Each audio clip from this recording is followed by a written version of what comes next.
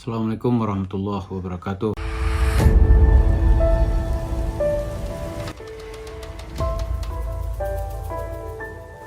Pemirsa, saya karena sering mengunggah YouTube sekarang ini di masjid dekat rumah saya itu, saya juga kadang-kadang memberikan kultum setelah subuh.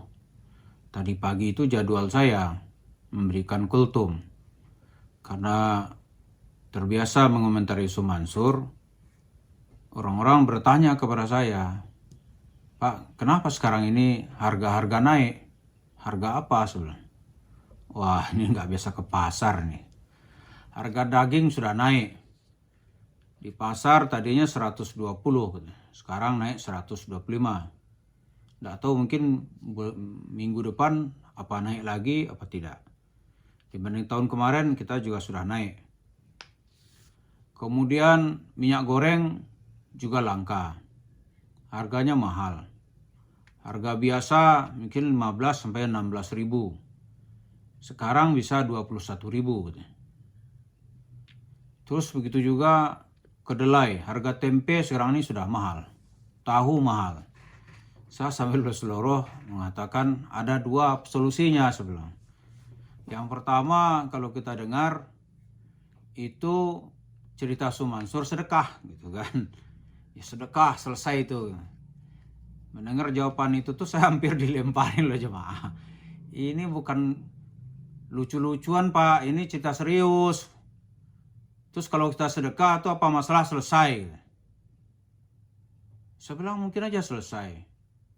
Misalnya negara bersedekah gitu kan, bisa selesai. Itu mungkin saja gitu. Itu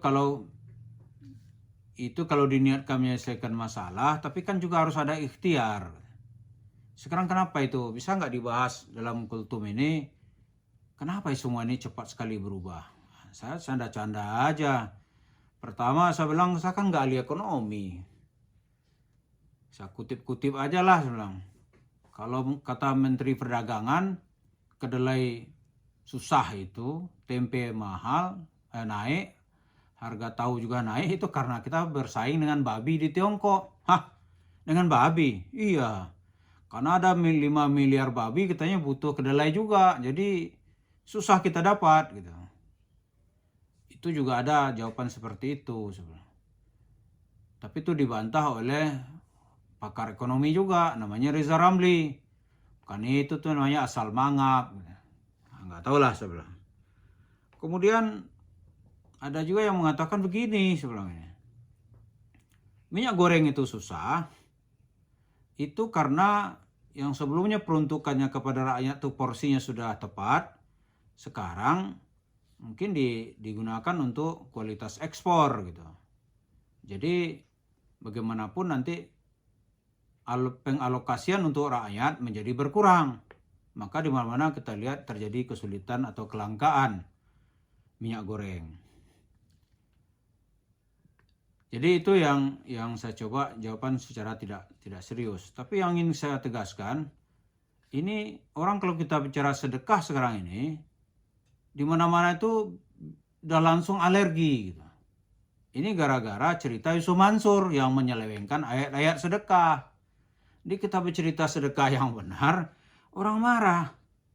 Karena ajaran sedekah itu sudah menjadi ajaran lucu-lucuan gitu. Misalnya anak sedekah nih gak bayar. Siapa tadi mau bilang itu? Mau saya bilang, ya kata Yusuf Mansur kalau sedekah itu kan gak bayar gitu. Mungkin saya akan dilemparin oleh jemaah tadi itu kalau saya bercerita itu. Tapi saya canda-canda aja. Nah, kata Yusuf Mansur kalau kita dengar sedekah kan gak bayar. Nah sekarang ginilah katanya. Kapan kita mau jemaah masjid At-Taqwa ini mau kita makan rame-rame di warung steaknya Yusuf Mansur. Dia kan punya tuh bersama Jody Brotoseno tuh punya warung steak and shake. Itu kan banyak di mana-mana tuh. Masuk aja gitu. Kalau dia minta nanti keluar, kita udah sedekah aja macam-macam kalian gitu. Nggak usah bayar gitu. Tapi malah saya yang disalahin. Mari kita coba. Tapi saya ingin menegaskan nih, kalau kita cita sedekah sekarang ini, sedekah itu jelas ajaran Islam. Tapi karena dibikin lucu-lucuan dan parodi oleh Yusuf Mansur, itu orang mendengarkannya itu menjadi lucu gitu. Islam itu kok jadi agama lucu-lucuan gitu. Padahal Islam itu datang untuk mengeluarkan umat manusia dari suasana kegelapan menuju cahaya yang terang benderang, yang disebut wa akhrajal ladzina amanu minaz zulumati ilan nur. Ya, mengeluarkan orang-orang yang beriman dari kegelapan menuju terang benderang. Sekarang kita bicarakan sedekah itu orang banyak yang alergi gitu. Kenapa? Karena diselewengkan ajarannya dalam bentuk parodi dan lucu-lucuan oleh Yusuf Mansur. Misalnya, aneh itu katanya begitu baca salawat, aneh salawatan ini gitu, nggak bayar. Mari kita tos-tosan. Memang yang kaya itu memang ada, yang nggak mungkin lah semua nggak ada. Yang kaya misalnya Yusuf Mansur itu pasti, karena uang sedekahnya nggak pakai hitungan, dapatnya nggak pakai hitung-hitungan ekonomi. Lantas nanti diselamatkan, dijabarkan oleh Jody Brotoseno, itu juga nggak pakai hitungan gitu, pasti untung aja. Uang tidur kok. Dia mau negeri krisis ya, dalam teori negara krisis itu, misalnya dalam penindasan di negara yang habis hancur-hancuran perang. Katakanlah pasca Perang Dunia Kedua, negara Jerman itu hancur lebur dibom oleh Sekutu dan Soviet gitu. Tapi 1 atau 2% masih ada orang kaya. Nah ini satu masjid yang bersedekah Yusuf Mansur, yang kaya ada nggak? Ada. Minimal yang kaya itu Yusuf Mansur dan Jody Brotoseno itu. Dia dan familinya tentunya. Nanti level ketiganya itu ya tukang sihirnya, yaitu buzer-buzernya, kemudian orang-orang yang membenarkan tingkah lakunya, karena dia takut mau dipecat oleh, kalau dalam cerita Al-Quran itu takut tukang sihir itu dipecat oleh Fir'aunnya. Gitu. Jadi kalau kita lihat sekarang ini, begitu kita bercerita tentang sedekah, orang langsung alergi. Kenapa? Karena dia takut mau ditipu lagi. Padahal sedekah itu memang sebuah sarana untuk mengantarkan kita mencapai derajat kemuliaan. Di dalam Al-Quran, ya, surat Ali Imran, itu ayat 133 sampai 136, itu jelas sekali anjuran agar kita itu terus-menerus mengeluarkan harta kita. Cuma caranya nih, baik di saat kita dalam keadaan lapang dan susah gitu. Begini bunyi ayatnya.